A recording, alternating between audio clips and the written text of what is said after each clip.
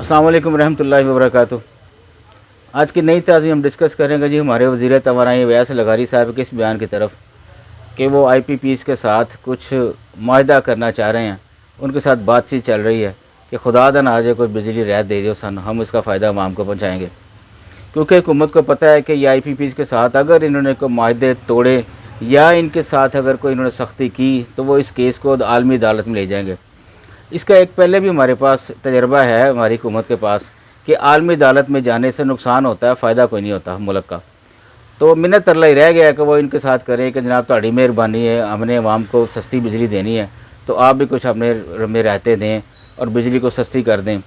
ये मैं ये समझता हूँ कि IPPs ऐसा ही है जैसे एक जानवर है, वो दूध दे ना दे लेकिन आपने उसको चारा तो खिलाना है, या आपने एग्रीमेंट किया हुआ है कि उसकी ज़िंदगी उसकी बका जो है वो आपके हाथ में है, ये मुआहदा है।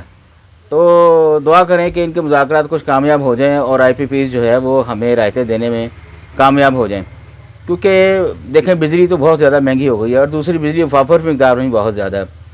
तो अब आने वाला सीज़न जो है वो वक्त जो आ रहा है वो सर्दियों के दिन आ रहे हैं, तो ज़ाहिर है बिजली और ज़्यादा कम इस्तेमाल होएगी। लेकिन इनका उस जानवर का जो है ना वो पेट भरना ये मुआहदे में शामिल है कि तेरा पेट ऐसे ढिड तेरा भरांगे तू भावें सानू बिजली दूध दे या ना दे, ये मुआहदा है इनका। बहरहाल जिन लोगों ने मुआहदे भी किए हैं उनको भी पूछना चाहिए कि उन्होंने इस किस्म के मुआहदे क्यों किए हैं। यहीं पे हैं वो, इसी दुनिया में रहते हैं, इसी मुल्क में रहते हैं। आप उनको बुलाएं, उनको अदालत में बुलाएं, उनको कटहरे में तो कम से कम खड़ा करें ना कि आपने इस किस्म के मुआहदे क्यों किए हैं कि जो हमारे अवाम के लिए दर्द सर बन जाए, हमारी हुकूमत के लिए ये दर्द सर बन जाए। बहरहाल ये दुआ की जा सकती है जी कि गरीब का जो बल्ब है वो लालटन बनने से बच जाए और गरीब जो है वो इस काबिल हो जाए कि कम से कम बिजली का बिल जो है वो अदा कर सके। जज़ाकल्लाह।